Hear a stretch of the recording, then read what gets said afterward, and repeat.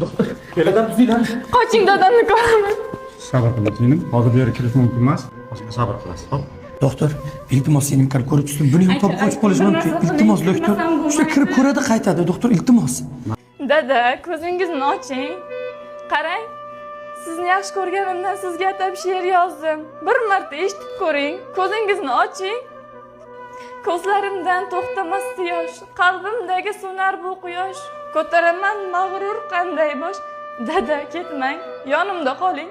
Siz ketsangiz armon bu dunyo. Ko'zlarimga qorong'u go'yo, jonim fido qilayinmi yo? Dada, ketmang, yonimda qoling. Mayli ko'p nasihat so'ling. Eshitarman qalbim ila xo'p. Mayli keling, jonimni oling. Faqat ketmang, yonimda qoling. Senam doktor chiqsin deyapti. Xudo xolasa yaxshi bo'lib ketarlar senam. Ozgina o'tiray, iltimos. Ota-onani farzandga aytgan eng ko'p so'zi bolam nima yeysan, nima olib beray bo'lar ekan.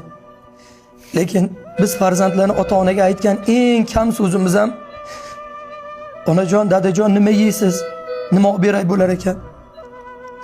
Sen qachon oxirgi marta dadamga dadajon nima yeysiz, nima ovqat qilib beray degansan? Biz dadamni ehtiyot qilmadik. Akajon, endi va'da beraman. Dadam tuzalib chiqsinlar har kuni. Dadajon, nima ovqat yeysiz? Qanaqa ovqat qilib beray deb so'rayman.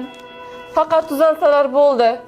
Doktor, sizga rahmat. Yaxshi bo'lib qoladilar dadam. Xudo xolasa yaxshi bo'lib qoladilar. Endi bundan buyog'iga faqat otamiz uchun mehr kerak, e'tibor kerak.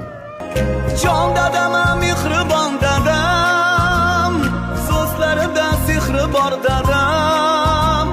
Kamtargina xokisor odam, dada sizni yaxshi ko'raman.